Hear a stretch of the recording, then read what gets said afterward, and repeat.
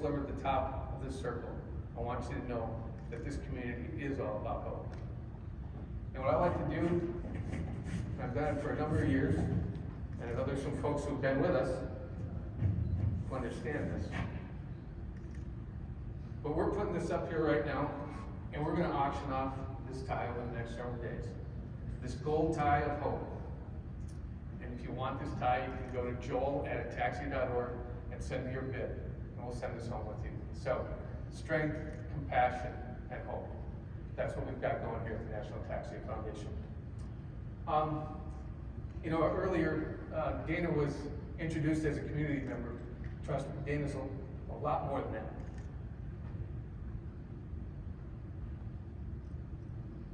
She's a support group leader. She's the voice and the host of the Did You Know podcast, and has shared you heard her comments earlier on the things that she deals with at home, and she's not afraid to share those stories. It's part of that compassion, it's part of that community. And the fact is, 14 years ago, Dana was in the same chair we are as a first timer, 14 years ago. And now she's with us today as a co-host and a co-MC with me. And we're just gonna sit down and have a little chat and talk with you about what it's like, to be a part of this community. So Dana, why don't you take it from here? Sure, thank you, Joel. Can I see by a show of hands how many people are first timers?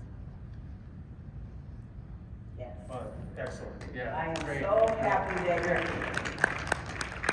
So I want to congratulate you for the first step in just getting here. Finding the foundation, learning about the conference, and getting here. So at this moment in time, I would like us all to take a deep breath. Can you breathe with me? So take a deep breath in and let it go. And congratulate yourself for making it here. So that's step one. Now, what I will tell you because of my experience, so in 2009, my husband John and I went to Seattle, Washington, and it was our first Ataxia conference. He had been diagnosed fairly recently. He started showing symptoms in 2006, and we just felt so alone. No one understood what we were going through, not our family, not our friends, and we couldn't really describe it to them because we didn't understand it ourselves. So we needed to figure this out, and we decided, let's go to this conference and let's figure it out. And while we were there, I made myself a crazy person because I over-scheduled myself. I attended every single session that there was. I took copious notes. I ran in between and did all the extracurricular activities and everything else and tried to meet people, and I was completely exhausted, and I retained about this much of it. So here's my challenge for you. My challenge for you this weekend is to do nothing else except network and meet people and find your tribe. There are so many opportunities for you to do that with the Birds of a Feather sessions, to just go up and introduce yourself to another member that has the same type of ataxia that you have. Your job is to leave here with connections that will help make you feel like you're part of a community. Because so often, after you get this diagnosis, you feel like you've lost your community. And to add to that, from over the years, we understand that people, when they come here for the first time, there is a certain amount of anxiety, without a doubt. And you know what? If we could wave a wand and make sure there's no need for the National Ataxia Foundation, we do that, and that's what we're working towards. But while we're here, we are going to make the most of it. We are going to work together. We're going to support each other. And I couldn't agree with Dana more that really meet people. There's strength in numbers, right? And getting to know the people sitting next to you that you haven't met Tomorrow night, we'll be getting together geographically for a meet and greet. Get contact information. Get to know the folks that are here with you today. And by all means, the National Ataxia Foundation is here for you. We support and work with all ataxias. I know there was a question earlier on somebody was looking for a neurologist, an ataxia neurologist in their area. Kelsey at our office will help you with that. We want to be your one-stop shop. Come be with us. Let us answer you. Let's help you answer the questions that you have. And if we don't have them right away, we will work hard to get them for you, to get those answers for you. Yeah. No, absolutely. And speaking as a spouse, I want to talk to the spouses out there right now. It's a hard job, right? On top of your day job, it's a hard job, and it's someone that you care very deeply about. So you're not just gonna let things happen and roll with the punches. You have a vested interest to want to make sure that that person is well taken care of, and that they are supported, and that you can do that. But speaking as a spouse, you can't be everything or all things to all people. You really can't. And it's like when you fly, right? And they tell you, if the oxygen comes down, put it on yourself first, and then help others later. And it's a really difficult thing to do because there's a lot of guilt in wanting to take care of yourself, but it's so very important. It's so very important. Tomorrow, you'll have a chance to take part in our Birds of a Feather session. Historically, that is the most valued session that people go to when they go home. Going back to what we were talking about earlier, getting to know the people in your own situation, your similar situation. Make that a very, put some energy into that. You'll get tenfold back. Tenfold. I'm looking around the room and I'm seeing people that I met at my very first conference, or shortly thereafter, maybe another conference. And one of the things I look forward to every year is coming to the conference to reconnect with those people in person. It's really important. Yeah, this is my 7th year with the foundation. And let me tell you, these last 3 years have been tough, not being able to come together to be with some of the people that we've met 7 years, 6 years ago, 5 years ago. And trust me, we're looking forward to meeting you as first-time attendees and to embrace your involvement with our organization and help you along this journey. Yeah, the other thing is stay off the internet as much as possible, because you just don't know if you're finding reputable information. And another funny story, I'm full of funny stories, so you might want to be throwing things at me later in the weekend saying, stop with the stories. But when John first got diagnosed, I was on the internet all the time. And we'd be sitting watching television, I'd be on my iPad, and I'd be like, oh, I think this is what you have. And I would read all the symptoms. You have all these symptoms, this has to be what you have. And he was like, if I listen to you, there's a list this long of things that I have, and we don't even know what I have. So, the internet sometimes can be a foe instead of a friend. But in terms of the Ataxia Foundation, it's a really reputable source of information, and it's like a one-stop shop, so you can get a lot of valuable information out there. And Joel said that I was, I did the podcast, or the Did You Know podcast. Let me tell you how that started. So in 2014, I had it up to here with people not knowing about ataxia. And everywhere I went, I had to describe what was the matter with my husband, why he was walking funny, why, he was passing out all over the place. Right. And there were a number of things that I just had enough. I wanted people to know about this. So I decided that for International Ataxia Awareness Day, which is on September 25th every year, I would do something leading up to that day to create awareness and education about ataxia. So on September 1st, I decided I would shoot on my iPhone a 30-second clip, and I would give one fact a day about ataxia. And then on the 25th, hopefully somebody would remember just something that I said, just one thing, and that would be a win.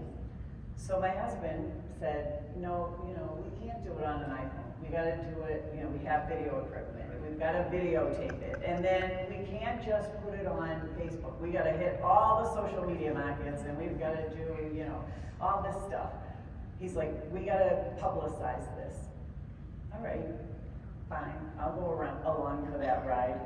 Well, now, all these years later, it's viewed in 17 countries, and we have like unbelievable amounts of views because people want to know what is ataxia and how does it affect people and what's like the common everyday things I need to know about this disease.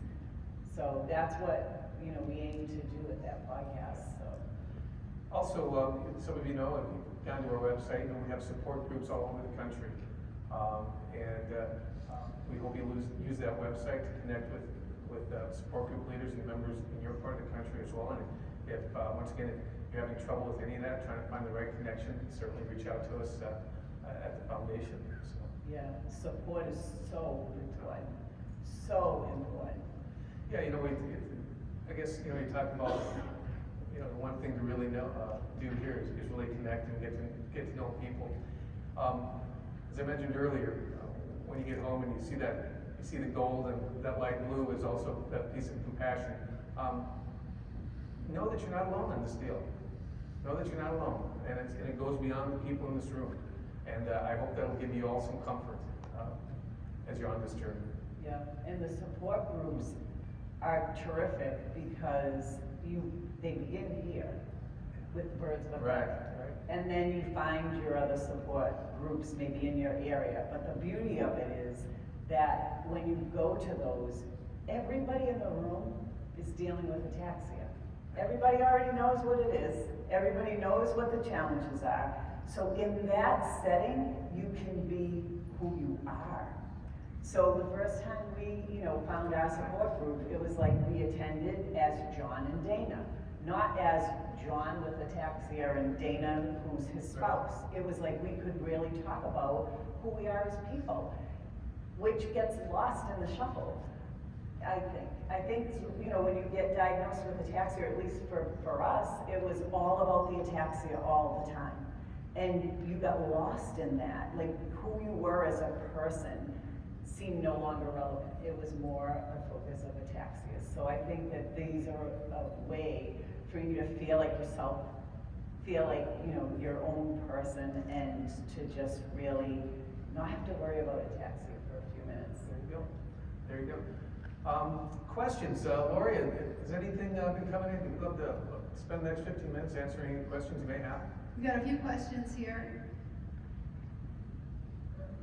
I don't have a question, but I do want to address Dana, because the first time I came to the conference was because of what you and John on YouTube talking about ataxia. So I think in the internet nothing goes away. So if you want to go on YouTube to see Dana and John, and Dana does a 1 minute, like a few seconds about what is ataxia, it's priceless. Thank you. Thank you. Any other questions?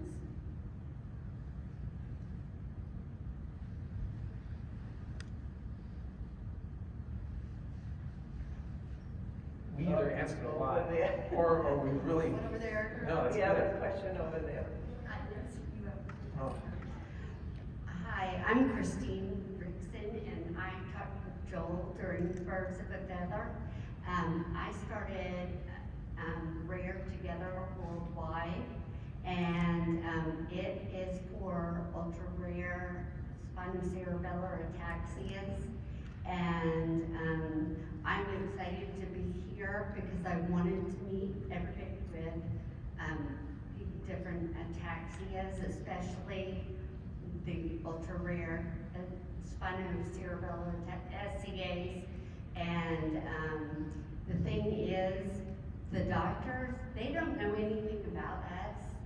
And it's gonna take us making the connections with each other and banding together, like Joel said, like these two said, and coming together and sharing our medical records, our experiences, coming together as a community and letting people know that we're out here, that we exist. And if we want to change how the doctors see us and how people see us, we're going to have to change that narrative and come together as one. And we're going to be the only way that that's going to happen. And, you know, it's great that we get this opportunity. I'm excited to be able to do that. And, yay, I can't wait, so. There you go. Yeah. Thank you. Thank you. You bring up a really excellent point. So I will say, having been involved in this diagnosis for the number of years that I have, I've seen great strides in doctors knowing more today than they did back then. But you're absolutely right. We have to educate the doctors as well as like to the symptoms, to the experience, to the challenges. So you're absolutely right in that. And one of the things that, if I can leave you with a couple of pieces of information and advice, one would be to be tracking what is going on with your symptoms. Because what happens is these doctor appointments are spread out over a period of time. Usually it's like 3 months, 6 months. A lot can happen within that time frame. So if you're tracking and keeping notes, it gives you something to refer back to, so that when the doctor says, so, what's been going on? You don't have to recall all of it. You have a notebook or something that, you know, find a method that works for you, but you can flip back and you can say, oh, well, this has been going on. And you will also see trends over that time period, or progression over that time period. So that would be something I would offer. And then something else I would offer is see if your physician is okay with taping the appointment. We all have phones that have recording devices on them. And when you sit down to get that information and they start to tell you stuff, just say, is it all right if I record this? Because then you can go home and you can listen to it 100 times if you have to.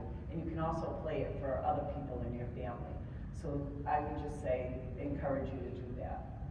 You have a hand up, Gloria, again, right here. Christine, I gotta thank you. You know, one of the things, listening to these questions up here today, it reminds me how good it is to be in person, because I mean, you people are really three-dimensional. I mean, for the last 3 years, I think everybody's just on a flat screen.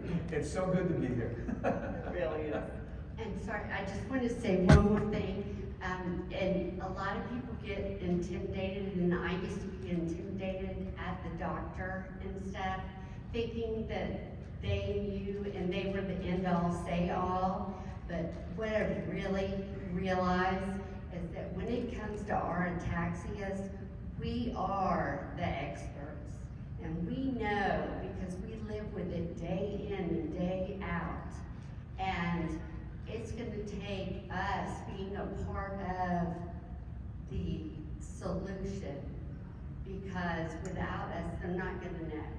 And you shouldn't be afraid to tell them. And a lot of times, doctors that don't know, they're over there Googling SCA, whatever, or ataxia this, or ataxia that, because they don't know. So, you know, a lot of times these doctors that, you know, think that they're all that are going to try to make you feel like they know it all, and they don't. Right. And if you get one that doesn't want to deal with you, go to somebody else. Don't get discouraged. Go to somebody else. Sorry, that's my soapbox. Thank you. So enjoy the conference, pace yourself, and we have a couple of questions up in the back. But enjoy it, pace yourself, and also, please make connections. This question is for Joel. Yes. What is the cutoff, the time for your tie? I want to make sure that if I get the winning bid, I You know can what? wear it I'm to pretty dinner sure- on Saturday night. You know what? You know what? You're reading my mind from way back then. I was like, hell, I gotta tell folks how long this is open. We're gonna give the award this on Saturday night at the banquet. So you'll have a little time, and we'll get some other bids in, and everybody else feel like you want to. I want you to bid it up because I think it has a home back there. And what is that address again for bids, Joel? Yep, Joel at Ataxia.org. That's great. Thank you.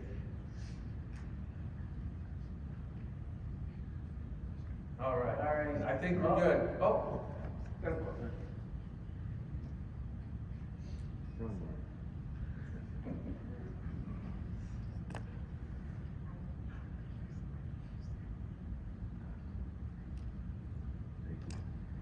My name is Mike Leader, and I at one time remember being that first timer, and it turned out to be that same meeting where you were and with John in Seattle.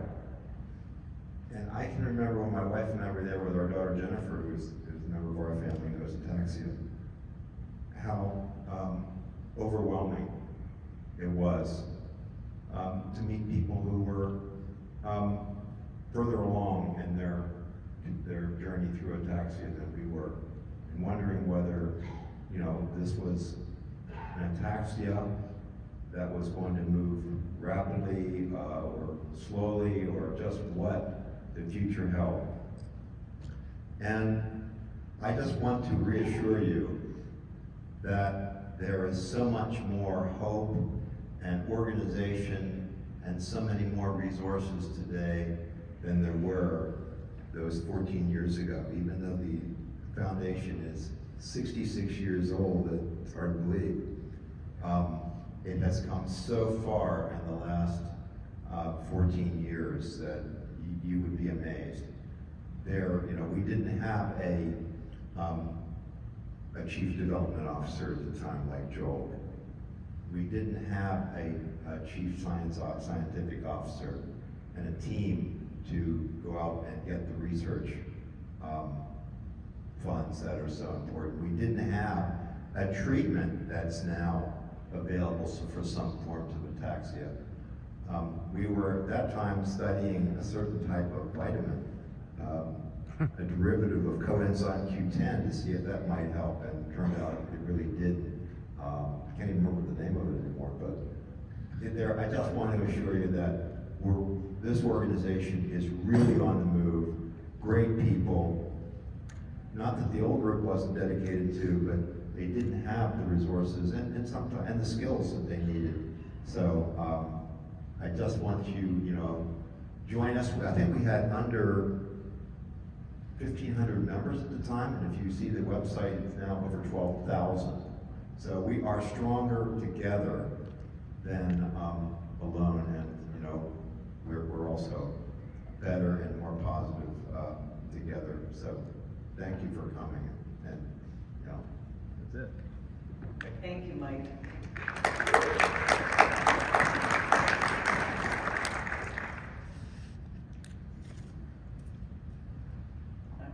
Is there a question, Lori? Oh. Yep, okay.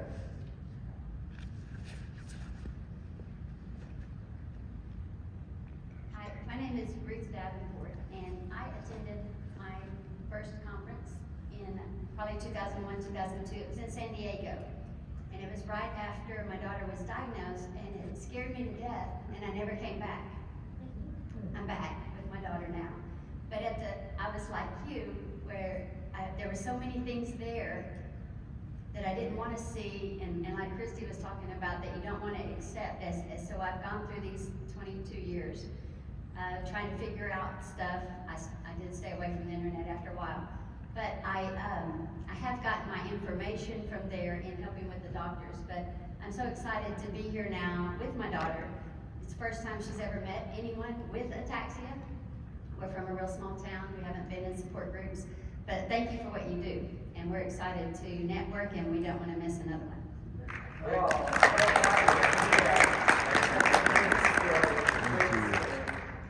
Yeah, it is frightening, to see sometimes people at different progressions. I think we have time for one more if there's one. Otherwise, let's see. All right, well, you know what? You've made the first big step by coming. Welcome. Hope you meet a lot of people in the next couple of days. Hope you create some great memories. Any echoes here for you? The people sitting next to you are there for you. Our entire community wants to be with you along this journey. Our exhibit hall has got some great things for you. There'll be, we've recently partnered with a group called Day Undefined to help identify devices and tools that can help you in your daily living. I hope you'll swing by their exhibit space. A lot of good things there for you to take a look at. And all at the same time, we ask you to pace yourself, meet some folks. Have a great couple of days. I think that's it for today. We'll be back with you tomorrow morning, 8:30, sharp, something like that. Dull, 8:30, dull. So, thanks for being with us today. Thanks for joining us, and let's have a good rest of the day. Anything else? Nothing else. All right, Thank you very much.